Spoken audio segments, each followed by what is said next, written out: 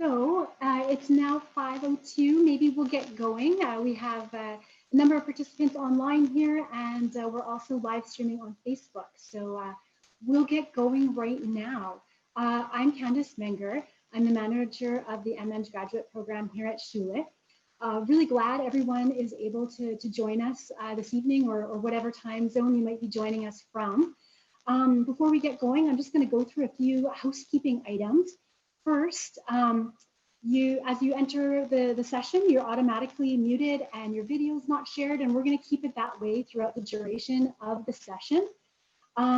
We do strongly encourage that if you do have questions throughout the session, that you, near the bottom of the screen, there's a Q&A function. If you could put your questions in that, we would love to hear from you. We have about a 30-minute presentation planned for you. And at the end of that presentation, we're going to open the floor up to those questions. We'll start going through that Q&A box and answer those questions one by one. So yeah, we would love to hear from you. Please put them in there. With that, I'm going to do some introductions. We have, maybe if the screen will advance for me. Oh, for goodness sakes. Maybe. There we go. Apologize for the delay there. All right, so I'm going to go through some introductions, and everybody on the line with me, as I say your name and kind of give your introduction, if you want to turn on your camera and say hi, that would be great. So we can put a face to a name here. So first off, we have Dr. Kazi Hassan. He's the director for the Center for Environmental Engineering, Education and Research, otherwise known as CERI. Also professor of Department of Geomatics Engineering. Dr. Hassan? Hello, everybody. Good afternoon. We also have Dr. Joel Bergeson with us, Associate Professor, Department of Chemical and Petroleum Engineering, as well as Canada Research Chair in Energy Technology Assessments. Hi, everyone. Happy to be here today. We also have Dr. David Wood, Professor, Department of Mechanical and Manufacturing Engineering and CERI. Hello, everyone. Good evening or good morning or good afternoon, wherever you are. Nice to be here. We also have Keith Knutson joining us. He's a project manager with Solus Energy Consulting and a Schulich alumni. Hi, everyone. Thanks for inviting me to the session. Glad to be here. And we also have Fatima Abdul Halim with us. She's a graduate program advisor here with the MEng Graduate Program Office. Hello, everyone, and nice to have you all here today. Perfect. So with that, what I'm going to do is I'm going to pass control of the screen over to Dr. Hassan, and he'll kick us off.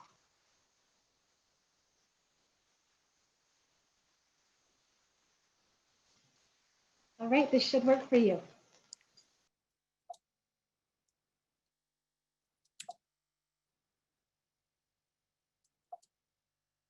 Thanks, Candice. I'm struggling to go to the next slide. Okay. So first, I like to, say something about this particular program. So I would say, we are standing here at a very much, historic moment. The rationale behind this is, the MEng environmental program is the first of its kind in the province of Alberta. And definitely I'm very much delighted. And also, I like to thank all of you as you are attending this particular session. So in the scope of this particular environmental engineering program, the scope will include, it will help us to upgrade your skills. And then it will also help the participants to stand out in the job market. In addition to that, it may prepare you for a leadership role. And finally, it also be helpful to earn engineering in training status with APEGA. APEGA means the engineering registration body in our province. In addition to these things, I like to mention that in the very, very recent time, we have noticed that the employers are basically opt to recruit professionals having knowledge in the area of environmental engineering, in addition to other engineering graduates. So consequently, we hope that upon launching this particular program, the student will be able to gain skills in a very short time period, and that will make them easily adaptable to the industrial needs. Now, in terms of this particular program, we have designed it as a full-time. That's the first criteria. The second one is it is primarily course-based. And then we are hoping that, or you can say we are expecting that the program can be completed within 8 months. So what that means is, let's say if someone is starting fall, that means September, and then the 4 months is winter, and fall, and then January to April, this 4 month will be winter term, and by that particular term, a student can get their degree, and that might be the shortest duration. In addition to that, I like to mention that majority of the time across Canada, the student for this type of courses or programs, they take usually 8 months, 2 years. Additionally, I like to mention another issue, which is about funding. So unfortunately, our school or university is not in a position to fund this particular program in terms of the tuition fee of the students. However, the students can get funding from their own, either from own sources, or most of the time they're sponsored by their companies, whatever they're working for. So in terms of completing this particular, aim in environmental engineering, so a student need to take 10 courses, and little bit detail of these 10 courses I will discuss after we meet our industrial alumni. And then in this particular program, no supervisor is needed, and there will be no thesis. And another important point I like to mention here is the courses are completely flexible. So that means there will be options to choose from. It's not like, okay, we have 10 courses, this is the ones you have to take. It's not like that. Now, let us have a look why in general we like to take AIM-Eng. So definitely it will help us to gain advanced knowledge that most of the time the employers require. It can also help us to build leadership and management skill. In addition to that, it will be really useful to learn about engineering innovation and entrepreneurship. And finally, it can help us to make partnership with the industry to solve a real world engineering challenge. So in general, there are different sectors and environmental engineer work. So I try to listed some of the major sectors where where an environmental engineer works. So at this point of time, rather than I go through this, I like to invite Keith to highlight some of his experiences. And by the way, he's working with one of the top environmental engineering firm, and that delivers the renewable energy. I think we may have lost Keith. We're just trying to get him reconnected. He had a power issue, so hopefully he's back online shortly. Maybe if we want to keep on going, and Keith can speak to that at the end of the presentation, if that sounds okay. Yeah, so what we can do is, then I'm not going to discuss about the sectors here, so I can go with the next slide, if you don't mind. Is that okay? Thank you.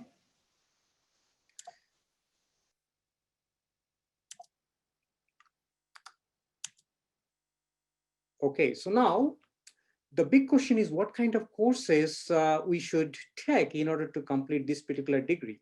So you can easily see there are three boxes. So one box you can see the top, and then these particular courses I mentioned, these are known as core engineering subjects, which is relevant to environmental engineering.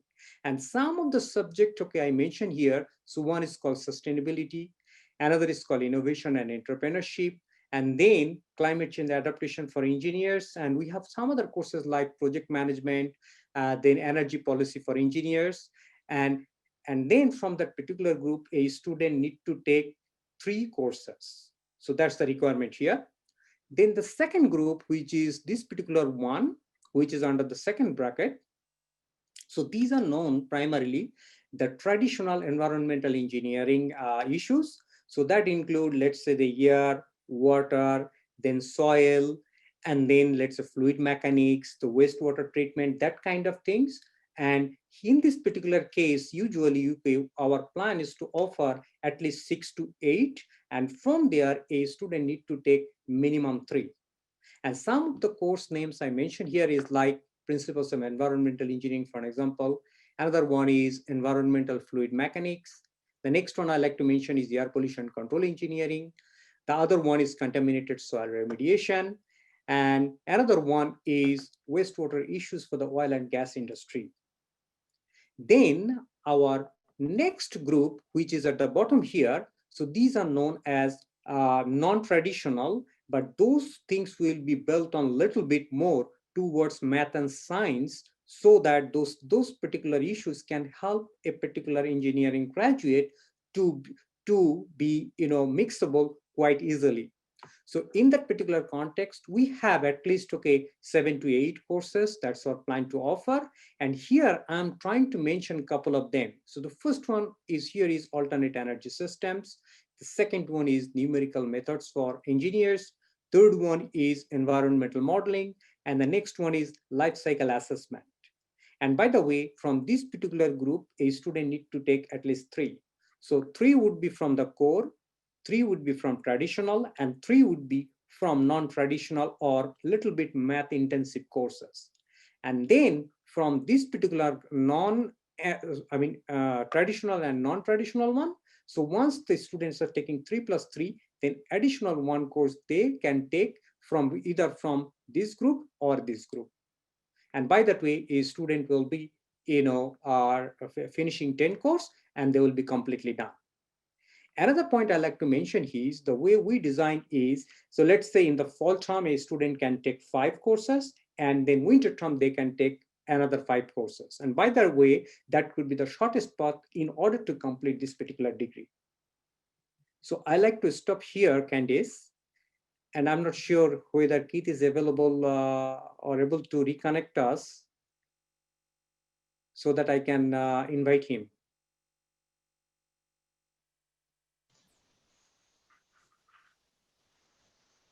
I don't know that we have him back with us yet. Keith, are you there? I haven't gotten an indication that we have him back. So not yet. If you want to keep on going, and then we can maybe at the end go back to that slide before we move to the Q&A portion, if that sounds okay. Okay, that is a good idea. I think the next slide will be covered by Dr. Jul Bajasan. So can I invite her to join? And Candice, could you please give her control? Thank you. Thanks very much, Kazi. I think you have control now. Great. So I'm going to speak about, we just advanced twice there. The question of why should you be considering coming to the University of Calgary, and specifically to the Schulich School of Engineering to do your next degree. And the first thing is that we are an extremely entrepreneurial city, but also an entrepreneurially minded engineering school. We've got very deep connections with industry throughout Calgary and throughout Canada, and that really helps us get a focus on actually deploying solutions into society, which I think makes our engineering program more unique. And we've got 3,500 undergraduate students, 1,400 graduate students, and 170 faculty. So it's a large faculty here at the University of Calgary. We also, along with our ties to industry, we do also obtain a significant amount of research funding. And again, that helps ground us to actually deploy solutions that are relevant in society today and in industry specifically. I see that Keith is back, so maybe we could actually jump back to his slide, and then I can pick up on this as we get moving along. Hi, Keith. Hi, great. Hey, it's funny. I'm having power issues at my house, which is funny because I work in the electricity industry. So the irony is not lost on me.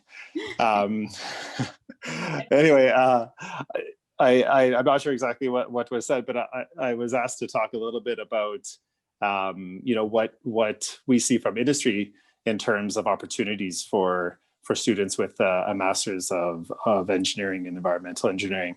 And I think we're in a really exciting time because there there are a lot of companies that are driving towards, more like stronger and stronger sustainability targets.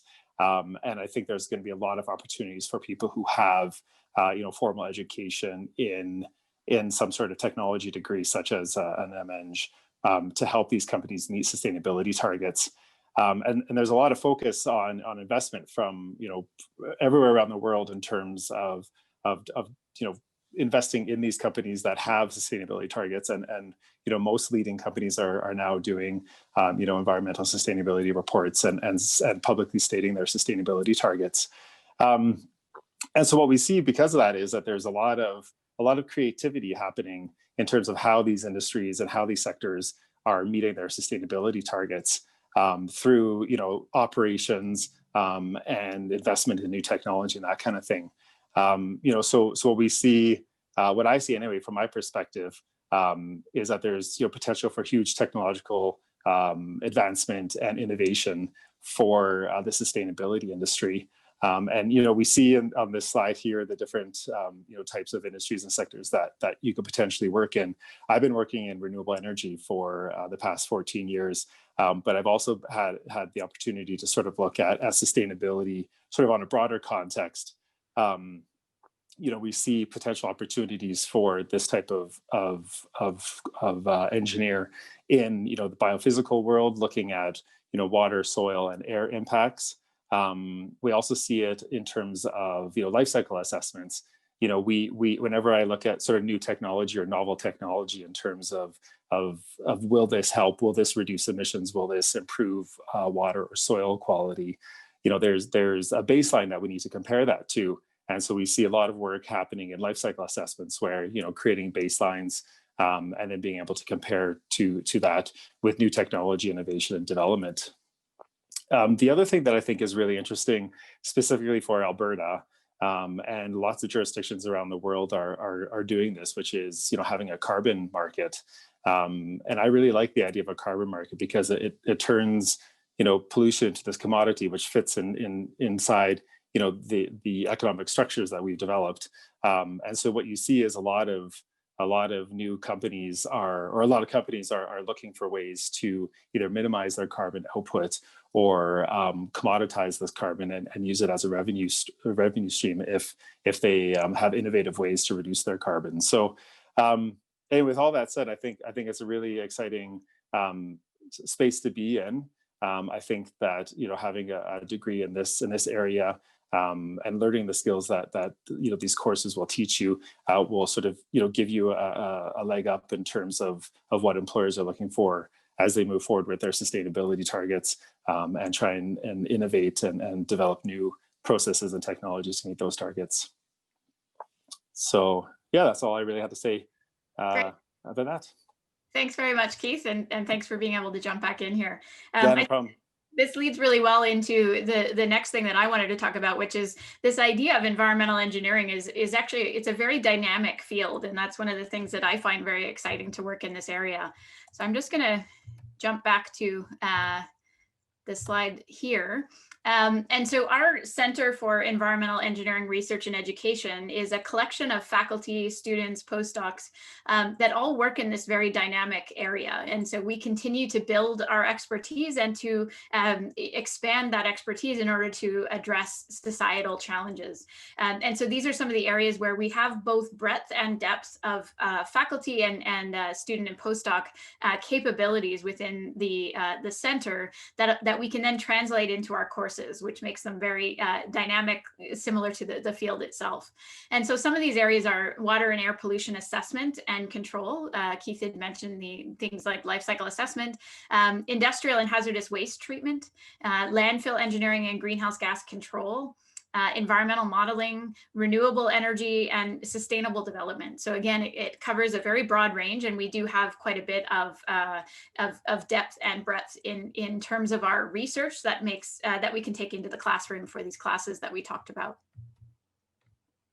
The other thing about coming to Calgary and Canada is that Calgary has been rated as one of the most livable cities in the world. And so in the most recent evaluation, we were ranked as #1 in North America and #5 in the world. And that is, it's Canada's 4th largest, province of Alberta. Alberta has about 9% of Canada's population. But Alberta and specifically Calgary really punches above its weight in terms of the entrepreneurial capabilities, the head offices that are located in Calgary, the number of technically trained engineers and others in the city, as well as it's quite a young city in terms of the average age of citizens here. And that helps to make the economy dynamic and diverse within the city itself, as well as it being a very livable city. And so I'll just note a couple more things about this. So it is the 4th largest city in Canada. One of the great things about it is that it's only an hour drive to get into the Rocky Mountains, which are absolutely stunning and provide a lot of opportunities to get out into nature and explore the national parks that we have very close to us. It is also, Canada's very safe in general, but it's Calgary is one of the safest cities in Canada. It's also becoming more and more multicultural as we develop and grow as a city, and then also that we have a beautiful climate. So while we do get some winter, we have the sunniest city in all of Canada. So we average about 333 days a year of sunshine in the day. And today is a great example. It was beautiful and sunny today, and I think we hit about 10 degrees Celsius today. So even though we're in winter, it's still a very nice place to be living. So with that, I'll turn it over to my colleague David Wood to pick up the discussion from here. Okay, can everybody hear me okay? Thank you. I'm going to take a bit further some of Jules' statements about Calgary, because we assume when we put this slide pack together that most of the people that are on this webinar won't know much about Calgary, so we thought we'd give you a few details on that. To keep on going with that, Calgary is the fastest growing major city in Canada. It has the highest head office concentration per capita in Canada, and it has the highest concentration of high-tech workers of any city in Canada. Can we change this? Move forward, please, Candice. Or was that up to me? You've got control of the screen. Okay, so left click, right click. Oh yeah, left click. Okay, if you come to the University of Calgary, you will get a very high quality education. Our degrees are recognized internationally. We are competitive with the major English-speaking countries like the US, UK, and Australia, and we tend to have lower tuition fees and lower living costs. We have very advanced laboratories and equipment. You might have noticed in some of the earlier slides, which were views of the engineering buildings on the University of campus, we have almost brand new main building with a lot of labs and equipment in. We have high level education, and we provide skills that are in demand by industry. And should I say this, we have world-renowned professors as well. Hold on.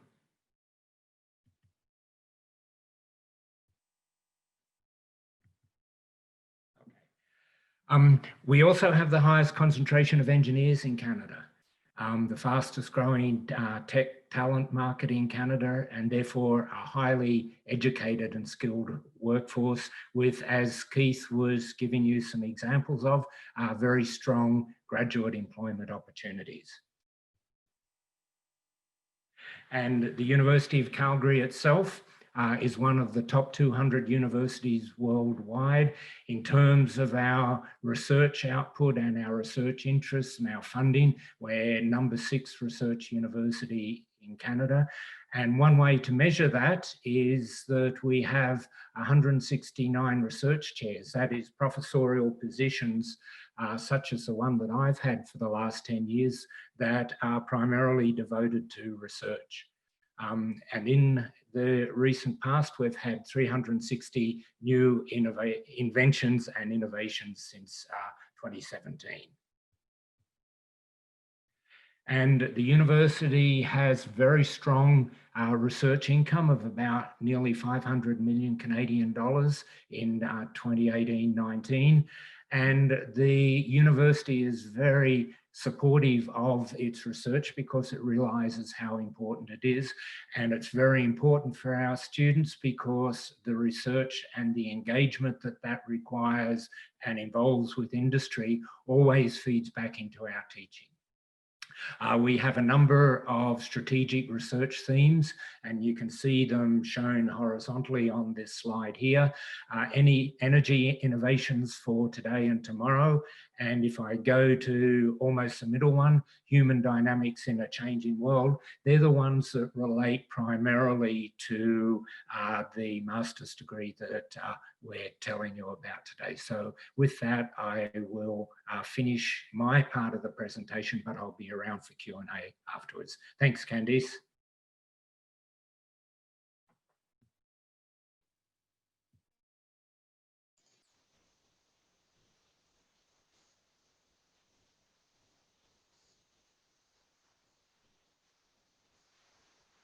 Sorry about that. I lost the button for a minute.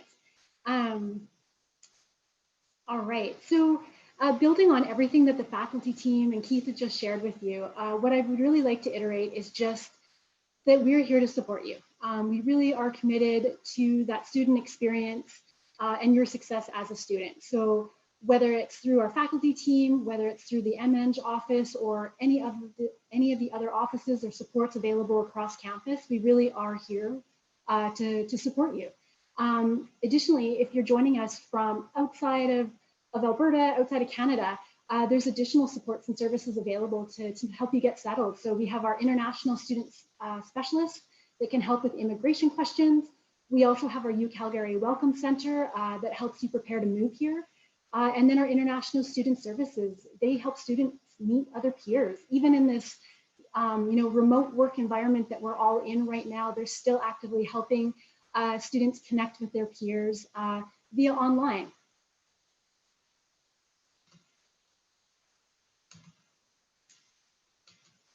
Oh goodness. I can get the slide to advance. Oh, there we are. So how do you apply? So the application is going to open tomorrow morning. And at that time, students, prospective students can begin submitting their applications. The official deadline is April 15th to apply. That being said, we do strongly encourage you to apply early and make sure that you get your application into that complete status early as well, because we can't move it forward for review until it is in complete status. And we are reviewing applications on an ongoing basis as they move into that complete status category. So again, we're recruiting for classes starting in September, fall 2021 is what this intake is for. And yeah, the application will open up tomorrow morning. The arrow doesn't want to advance the slides. So what does it, what does the admission look like? And so the first thing is a minimum GPA of 3.0, and that's on a 4-point scale. And how that gets calculated is over the past 2 years of full-time study of an undergraduate degree. The second piece is that 4-year degree, it needs to be in an engineering field. It can be any engineering discipline, but you do need an engineering background. References are not required. And official transcripts also are not required. So we can move forward and review your application with just the unofficial transcripts. So that means just a scan gets uploaded to your application. But what we do need is any institution that you've attended, whether it was just for a couple of courses or you completed a full degree or program, we need an unofficial copy of those transcripts uploaded to your application. And if you have transfer credits or that sort of a thing, please do include those because that helps us with an efficient review of your application. When we will need official transcripts is if an offer is extended. So any offer of admission is conditional on us receiving those official transcripts. And what an official transcript is just, the document sent directly from your prior institution. Usually it's in a sealed envelope. They send it directly to us. Currently, we're able to accept electronically. There's a specific transaction and some requirements that are set up there to make sure it's all secure. And yeah, so once you get that offer letter, we'll work with you to arrange for those official transcripts. But submit your application. All you need is your unofficial transcripts, a scan, uploaded to your application, and to complete the various sections within that application in as full as you can. Oh, and with that, that brings us to the end of the formal presentation. What I'm going to do at this time is ask that all of our panelists come back on board here, and I'm going to pull up the Q&A box here, and we can go through those questions. So if everybody's ready, I'll read it out, and yeah, whoever is wants to jump in on that answer, go ahead.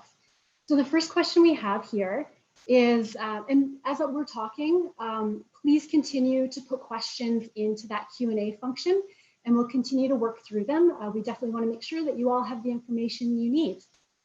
So the first question is, the website says this is a final degree. What does that actually mean? Does that mean that it can't be used towards a PhD? Does one of our faculty team want to take that?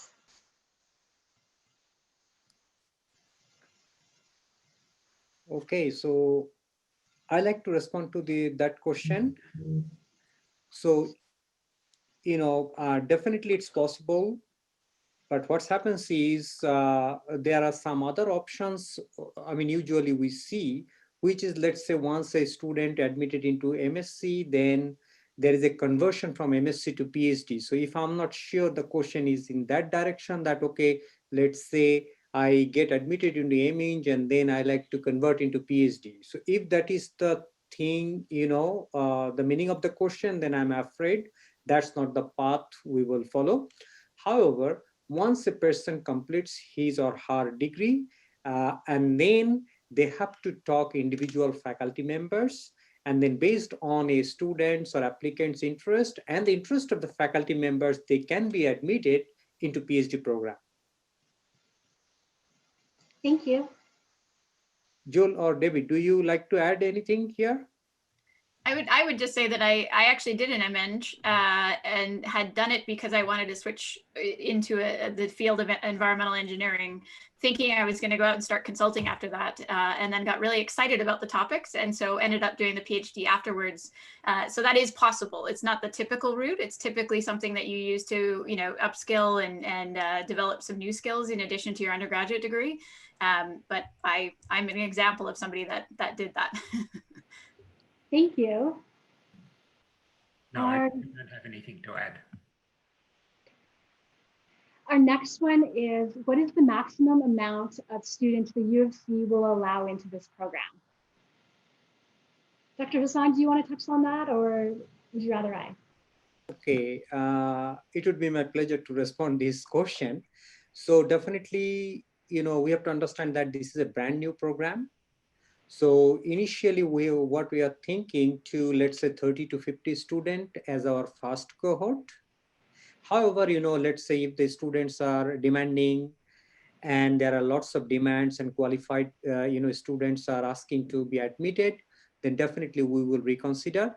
And in addition to that, I like to mention our first cohort will start in September 2021. And then the next one will be admitted in winter. So every 4 months there will be admission. Thank you. You are welcome. Our next one is, I've been out of school for 2 years. I am worried that the courses will be very math heavy, much like the undergraduate courses. Is this the case, or are the courses more likely to involve assignments, essays, and papers?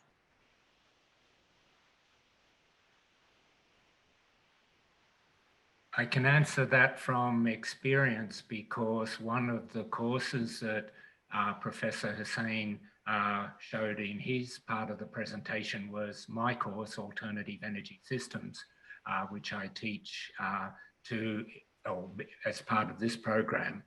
That is a engineering technical elective, if you look at it in another context. So it's designed to be building on basic engineering knowledge. And therefore, there is some mathematics involved with it, because I require students to have a fundamental knowledge of some of the techniques, like control volume techniques that are used in thermodynamics and fluid mechanics. But at the same time, we've historically let people into the course that are not strong in those skills, but give them the opportunity to upgrade or learn enough about those techniques to get through the course. Having said that, the aims of these courses are to bridge between the, if you like, the engineering science knowledge and the practical application of that knowledge. So in my course, we learn about hydropower, solar photovoltaics, and wind energy, and the emphasis is on how those technologies work. So there is some amount of mathematics, but it's mainly aimed at very practical uses of it. So for example, how much power will you get out of a wind farm in southern Alberta? That could be an assignment question in my course. So it's a balance. Some of the courses, like numerical methods for engineers, as it sounds, is a lot more math heavy, but that's probably the extreme. Thank you. Does anybody else want to add to that question at all? Yeah, I might just add that that a lot of these classes do have that applied component to it. So we are expecting that you're coming in with strong engineering skills from the fundamentals that you've picked up through your undergraduate degree. And then you're applying those to broader questions in society. So I have also taught the graduate level life cycle assessment class.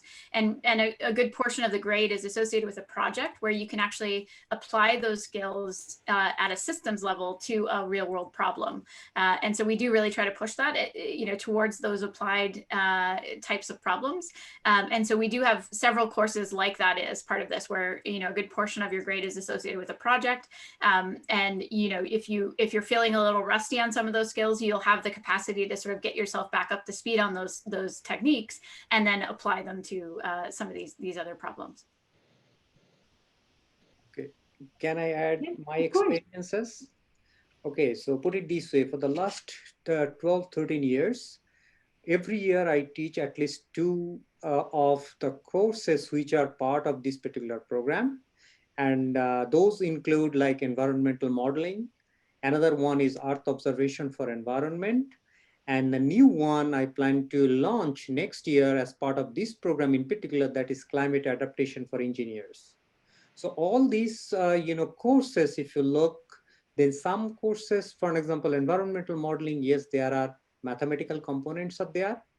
However, in the past, I have seen these students are coming from all the 5 engineering departments. Even sometimes I have seen a student without engineering background, they jump in my class. And I figure out, yeah, those are math intensive, but I also try to go with more concept. And then once a conceptual part is very clear to the students, then mathematical part, okay, is not that much, bothering for the students. In addition to that, I like to mention that all of the courses has, project component, as my other colleagues mentioned. So definitely we encourage people to have, the individual and group projects.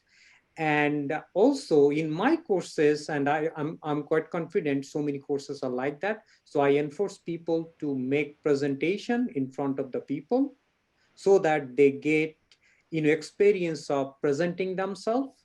And also I force people to, write a report, and I guide them how to make good reports as well. So those type of skills are very, very important for professional engineers, not in Canada, but elsewhere in the world. Thank you. the next one, maybe Keith, you want to take this one.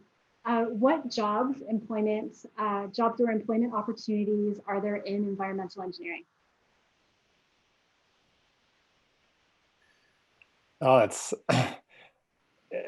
such a broad broad industry, you know. So I work in renewable energy, and you know, within my industry, you know, we see a lot of technical jobs in terms of what David had or Professor Wood, sorry, had suggested in terms of, you know, looking at energy resource coming out of wind farms in southern Alberta. We also do a lot of, you know, solar resource work. So my industry, you know, there's a lot of technical work, but there's also a lot of sort of, you know, non-technical work in terms of understanding, you know, complex regulatory systems for, you know, permitting projects, that sort of thing. You know, but as I was talking about before, you know, sustainability is such a broad topic that, you know, but we see so much pressure from the international stage, from the national stage, for these companies to be, you know, having sustainability targets and reducing their overall footprint. You know, so if you were going into any company, I would say these days, if you're not thinking about sustainability as a company, I think, you know, in my opinion, is you might be falling behind. Everybody's thinking about it. Everyone's thinking about ways to do things better and more efficient. So, you know, I would say if you're looking at, you know, a technical role, there's lots of challenges out there that need solutions. You know, from trying to figure out how to minimize oil leaks from pipelines, to, you know, what do we do with bio-waste? You know, I've worked with some clients who have, you know, a digester within their office building to deal with their bio-waste. So I think what's really interesting about this program and potential jobs from graduating from this program and opportunities is that it's so varied, and being an engineer is so, it gives you so many opportunities because you understand those fundamental concepts that you learn in school, and I think it opens that door to you know, go into these companies and say, hey, I've got an idea for how we could do things better. So I know it's sort of a broad answer to the question, but That's perfect. it's a broad question. Did anybody else want to add to that? I know you all work so closely with industry in your research. Did you have anything else to add, or should I move to the next question? I could add a little bit from my corner of this broad subject, because I work in renewable energy technologies, and master's students that I've been involved in since the time I've been in Calgary have gone into industries like wind farm owners in Alberta. There's a number of the big oil and gas companies that work the oil sands in northern Alberta also have a lot of wind farms in southern Alberta, and I have ex-students that work for those. Another ex-master's student is now working for the biggest photovoltaics installer in Calgary. I have ex-students that work in the electricity utility industry, doing things like modeling consumer demand for electricity and things like that. So even within a fairly small section of the very broad topic, there's quite a range of jobs available. Yeah, maybe I can just add as well that I think, you know, when we think of Alberta and Calgary, we typically think energy, and we typically think oil and gas. And while that's still a very, you know, prominent component of our economy, and there are quite a few environmental challenges that are requiring researchers and companies to be working on solutions for. And again, that ranges air, water, land. There's a whole range of things that are being worked on in oil and gas. But as Keith and David have mentioned, our electricity system is going through a massive transformation right now as well. So there's a lot of really exciting things happening in that space. And then as a large city and you know, a population of over 4 million within the province, we have needs for things like clean drinking water and industrial water treatment that goes beyond energy. And so there is, you know, a broad set of ways in which you could apply this degree to, you know, a range of industries within the province and beyond. Okay, so can I add, you know, beyond the traditional industries? So put it this way, I know that if you look any of the provinces and also the federal government, each of them has a department called environment. For an example, with Alberta Environment, the current name is Alberta Environment and Parks. So I work with them for a long, long time. Then Sustainable Development is another department. So right now they call Agriculture and Forestry. And then if you look into, federal level, Natural Resources Canada, Environment Canada, Forestry Canada, and each of the departments, we have equivalent things at the provincial level. And also in nowadays, if you look into the local government level, all of them supposed to have a cell on each of the items I mentioned. So if you try to look into the job market in the government sector in particular, then there are lots of things are happening, and everybody try to look, as Keith mentioned, is sustainable development. In addition to that, climate change portfolio, for the last 4 years in US, due to political reasons, that was slowed down. But I can tell you that, when the new government is coming, it will click within 24 hours, the climate change accord. Okay, so you can also see lots of demand for us in that particular direction. Thanks, everybody. Our next question is, I have specialized in energy and environment in my undergrad and have taken courses such as life cycle assessment and alternative energy systems. Can those be credited towards the program, or would I have to take the 600 level courses? Can I answer that question? Yes, please. Okay. So usually some of our courses, for example, my own course, environmental modeling, it has an undergrad component and grad component.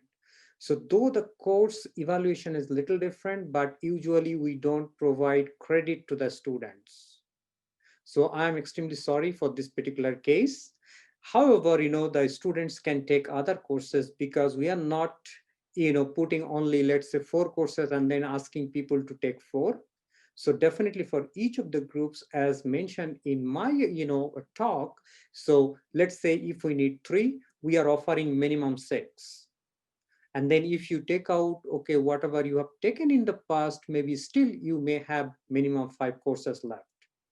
In addition to that, I like to mention, let's say, due to some reason you are exhausted, then, as the center, we will try to find some other alternates to address this particular issue. Thank you.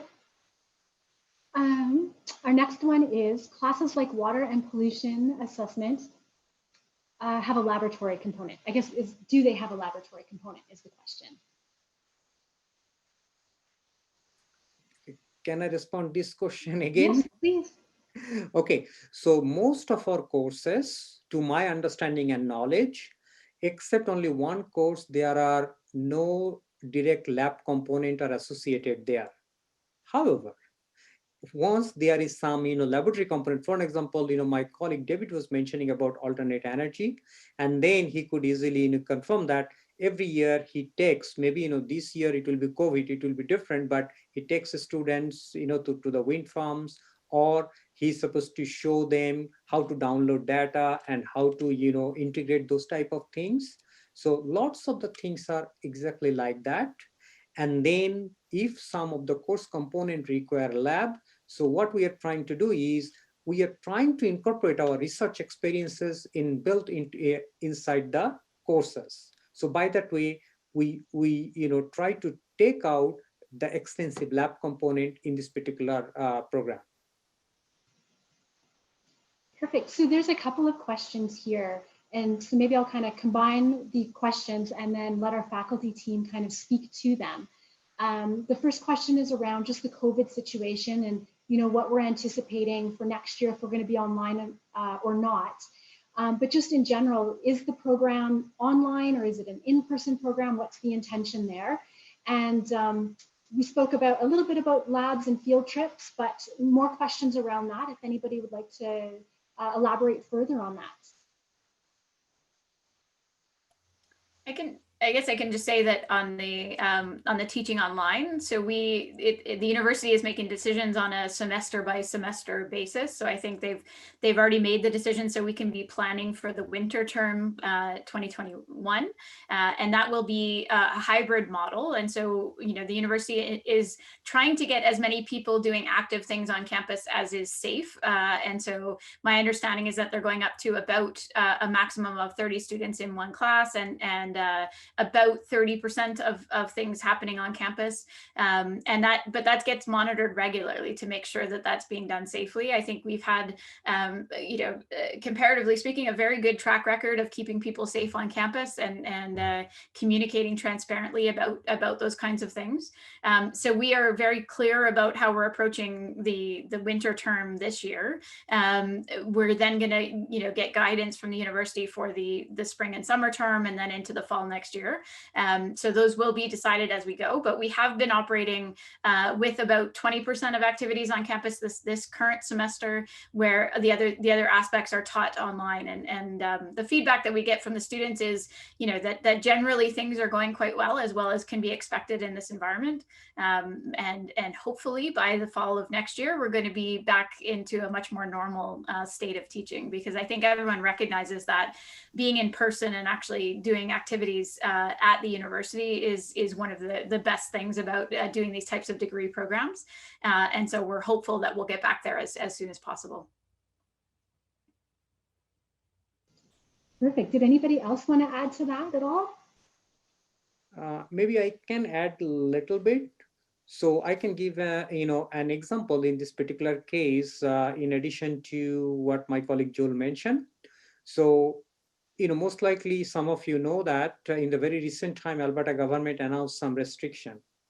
However, the university administration and the community here, we take those things very, very seriously, and whatever we implemented in the month of September, and then we figure out with the new addition of our premier's direction and recommendation, we are basically following those things prior to that announcement.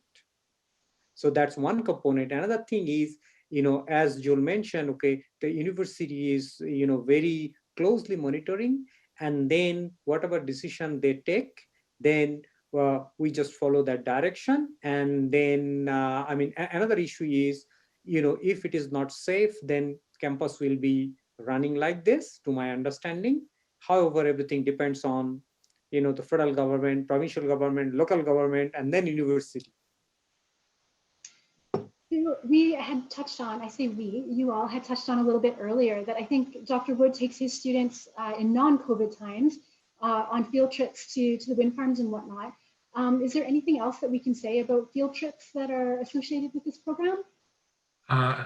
I think the main thing we can say is that there won't be any for winter 2021, and we'll have to review the situation. I mean, part of the problem with running graduate courses is that the students may not be in Canada. I have a grad course running starting in January, and there's fewer than 30 students in the course. So I was expecting to teach it in person, but that didn't turn out to be the case because a substantial fraction of those students are not in Canada. So I think we will be, we're online for the beginning of 2021. What happens for the start of the MEng program that we're talking about today will have to be decided sometime between now and then. Perfect. Please. If I could just add, so field trips with specific courses are, in the courses I teach, we don't have specific field trips and things like that. But I would just say that, as a student at U of C, you become a part of the community here. And there's some really active student groups, both at the undergraduate and the graduate level. And so they're very active in planning field trips and listening to students about what they'd be interested in participating in. And so there's quite a number of opportunities to join clubs and that kind of thing.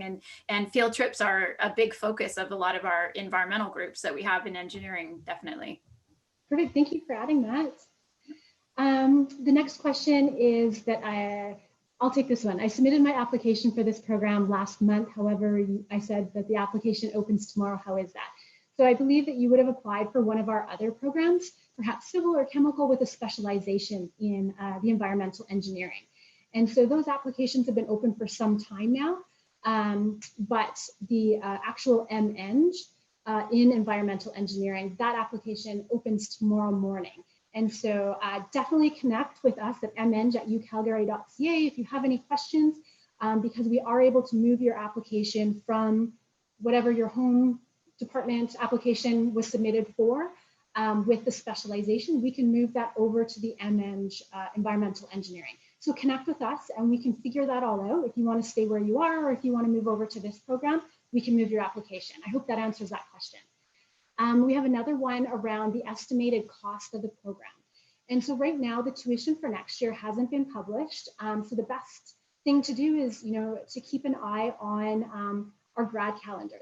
Right now, the grad calendar, that's the most, not right now, it always is the most accurate source of information. And so that's going to give you the numbers for the current academic year.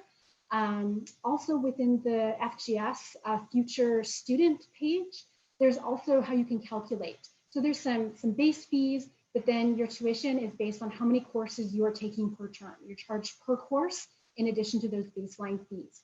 And whether you are a domestic student or international student, some of those fees are going to look a little bit differently. And so it's going to be best to go to that, how do I calculate website?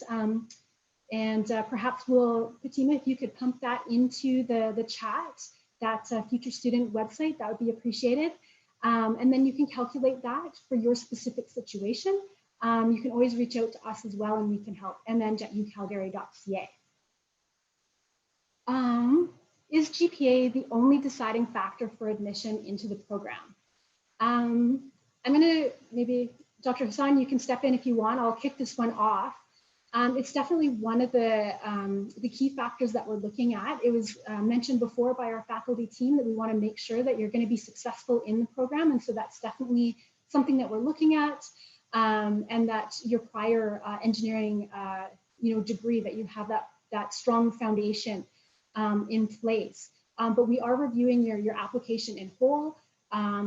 You're asked to submit your resume as well. And so we're looking at you as a whole person. Yeah, Dr. Hassan, would you add to that at all? Or Fatima? Yeah, so I mean, whatever you said, I think it's complete. But one particular aspect I like to add, and Candice, please, help me to correct if that's not the case, okay? So some students I can see, they mention about, okay, they applied for, let's say, electrical engineering department with the specialization environmental engineering for next fall. So my understanding is from next fall means 2021, there will be no environmental engineering specialization in MEng across our engineering school. So all will be admitted into Masters of Engineering in Environmental Engineering. Yes. I'm repeating again. So that is the case for September 1st, that means fall 2021. However, if your application is for winter 2021, that's a different case. So those students may be given an opportunity to convert if they like to. If not, then we are not going to say, okay, we admitted you in a particular program and we are forcing you. No, we are not going to do that. Thank you. That's a good clarification. Yeah, if you had applied to winter 2021, we are continuing with that specialization.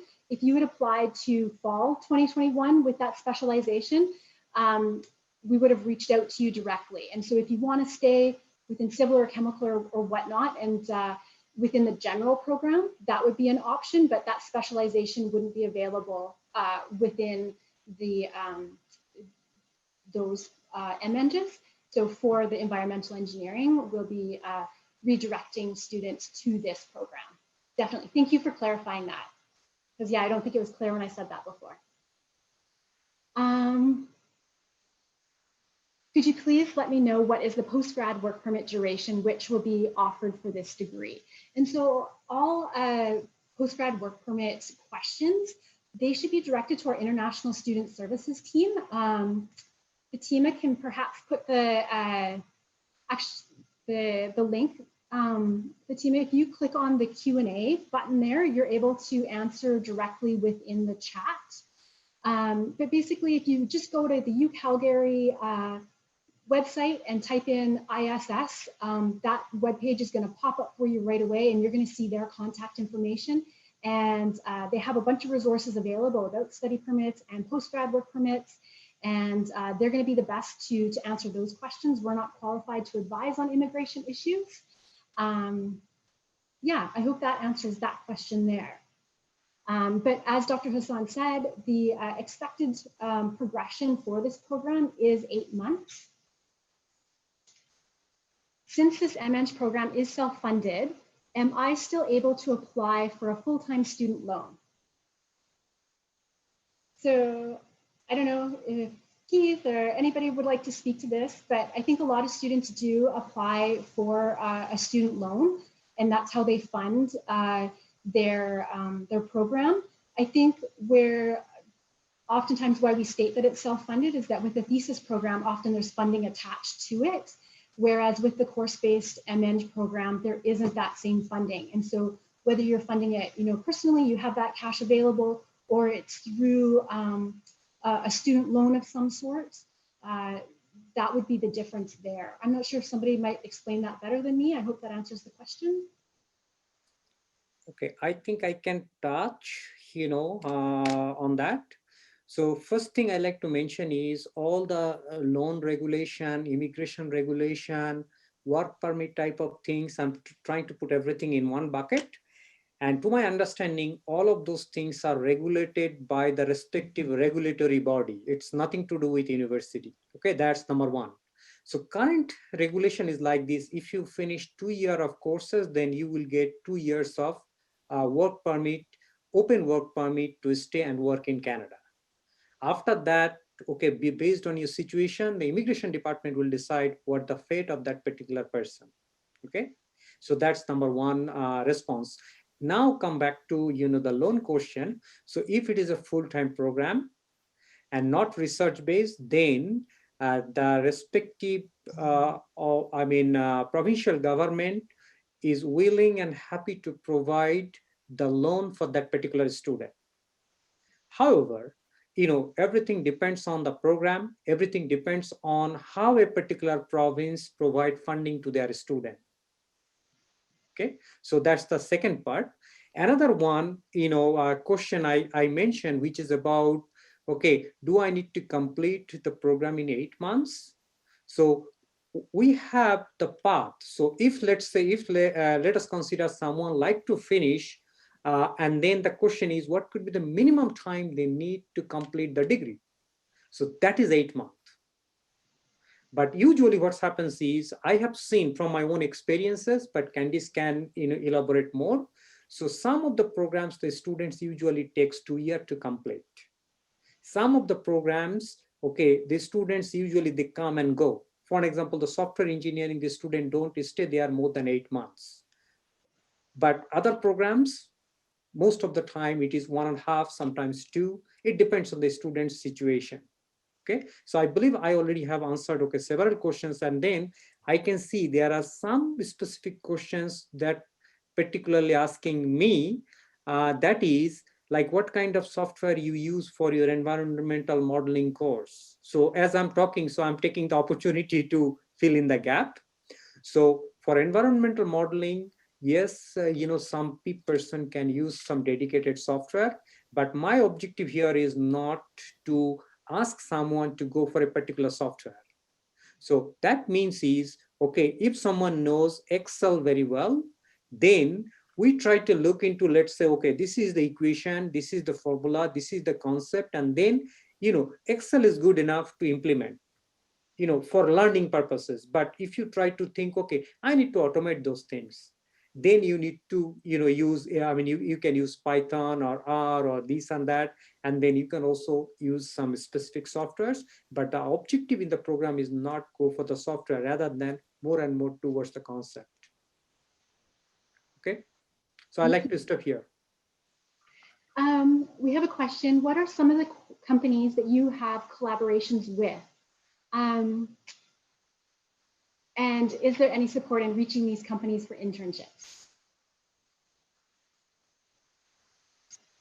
I can answer, part of this question. So what happens is, let us consider we have about 20 faculty members affiliated with the center.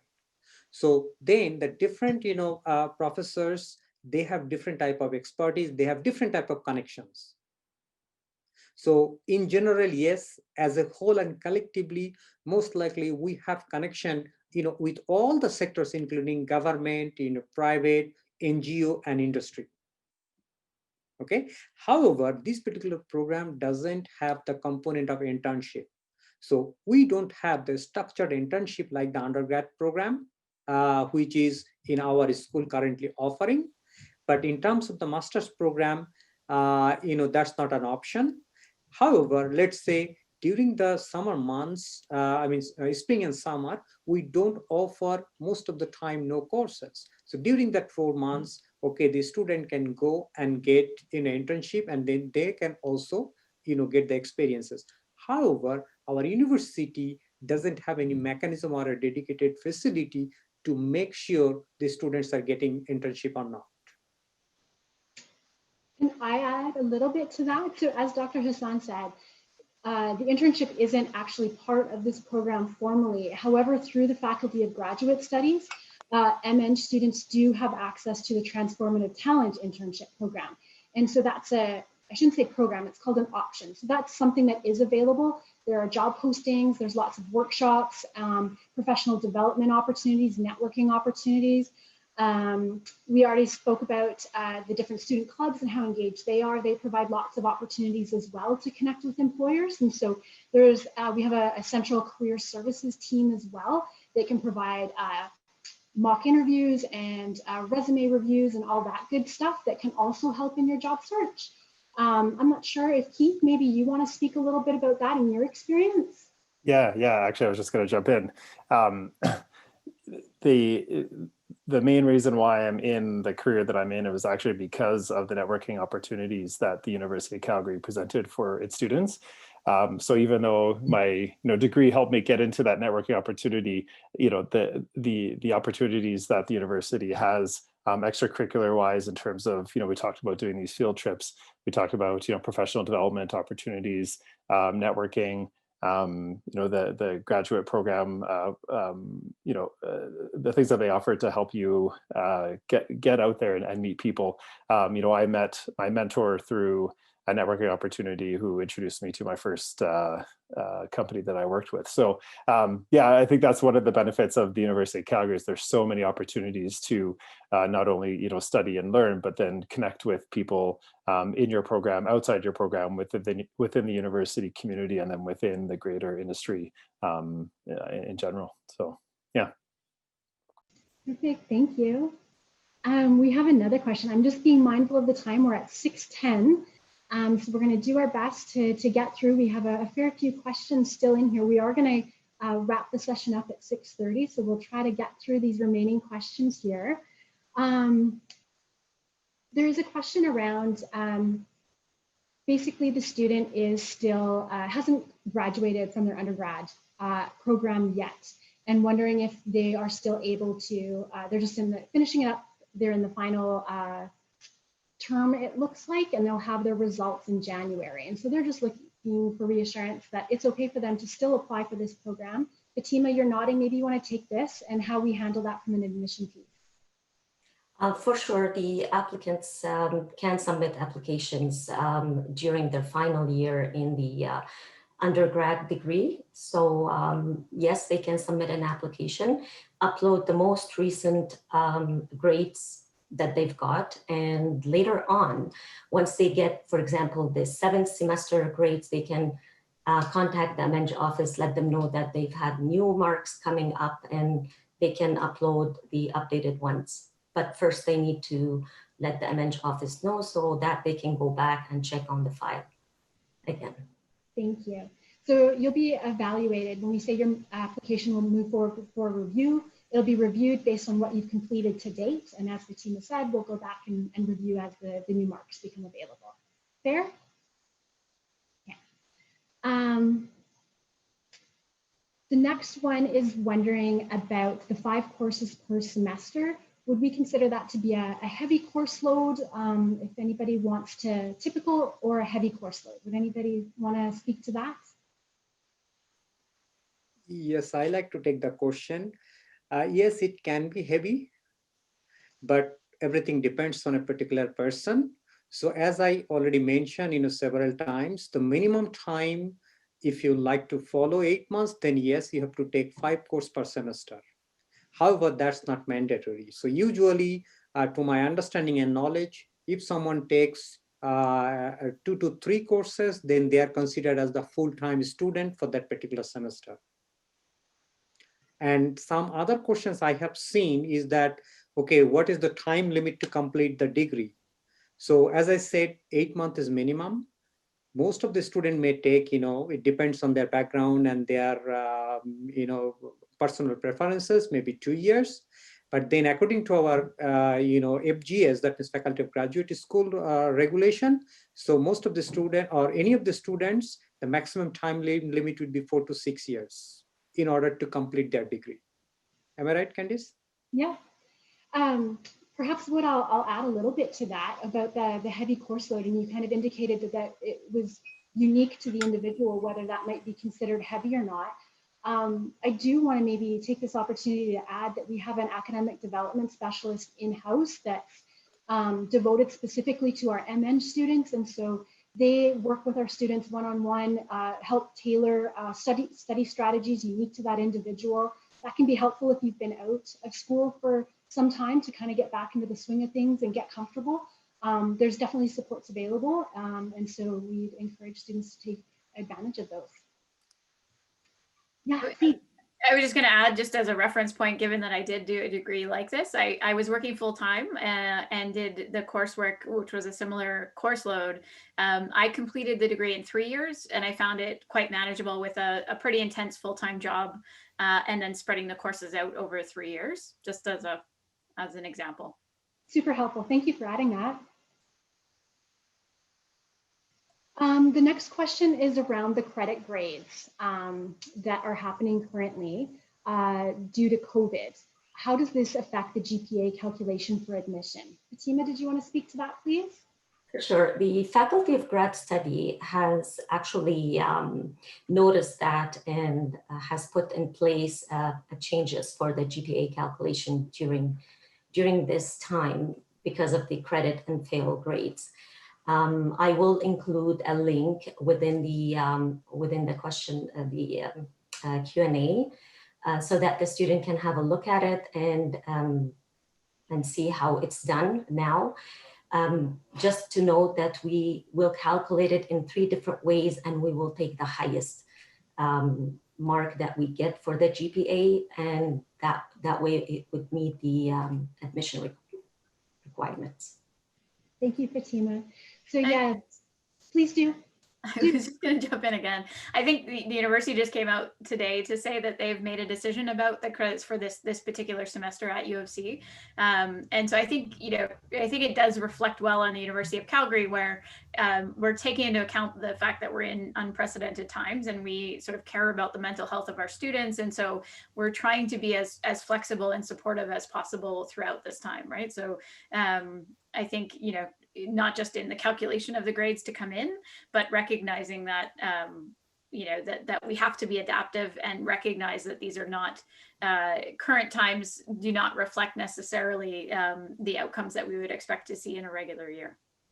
Thank you for adding that. That's, yeah, definitely true in these times.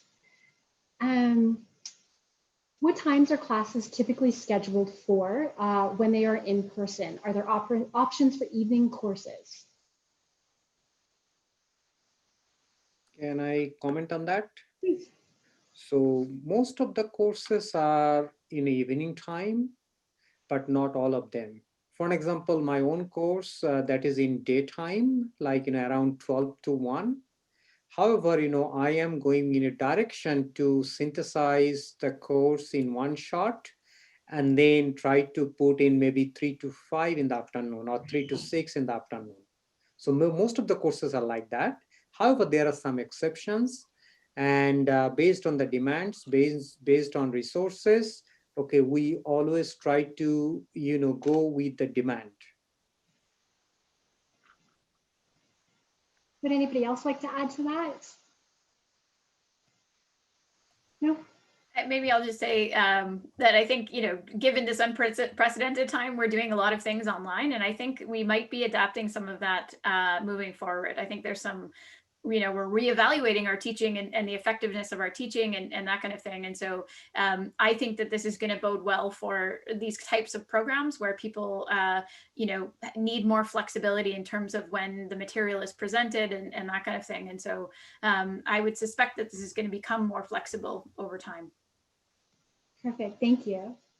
The next question is just about a supervisor. And just to reiterate, you don't need a supervisor for this program. So the next one, oops, I lost track of where we are here. Are there organizations besides employers who provide grants, scholarships, or funding to graduate programs? So we do have, again, under FGS, or go to the main U Calgary page, and under funding your graduate program, there's a database of all the available scholarships that are available. There are some kind of niche external scholarships that are available to students. APEGA has one, for example. And so those might be of interest. And yeah, the best thing is to look through that database and look at what might apply to you in your situation. But as a whole, most of the typical scholarships and funding that would be available to a thesis-based student are actually available to the course-based MEng students.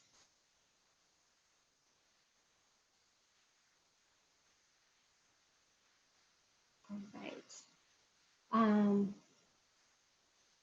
All right. So I think I've created a little bit of confusion around which application you apply to.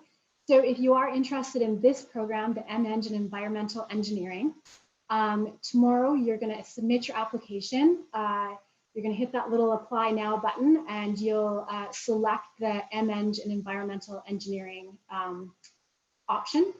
If you have already applied to a different program with a specialization in environmental engineering, we're going to work with you to transition your application. Either to the program you're in without the specialization, because it will no longer be available, or we'll work with you to transition your application to this program, the MEng in Environmental Engineering. So our program advisor, like Fatima or Dana, I think is probably the one that's reached out directly to you already. We'll work with you to figure out what is going to be, the best decision for you, and then we'll support you in making that change with your application. I hope that helps clarify there.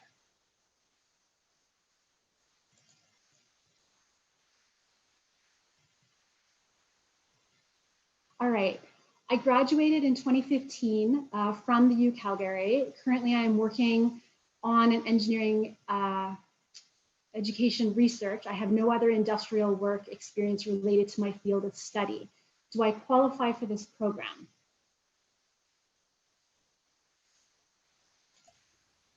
Maybe the student could clarify what they graduated from, what program they came from in 2015. Yeah, if you can put that in there for us, that would be helpful.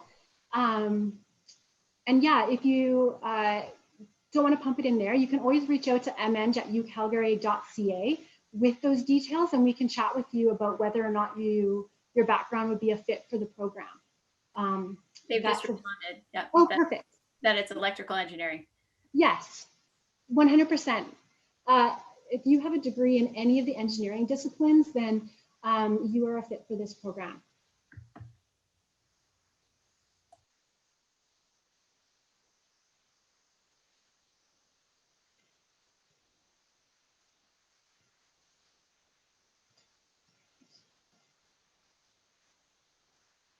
So I'm just looking at the last question there, our panelist team here, about, and I think we still have created confusion inadvertently.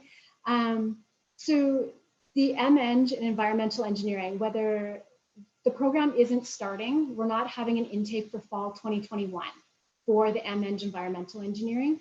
Our very first intake for this program is going to be September 2021.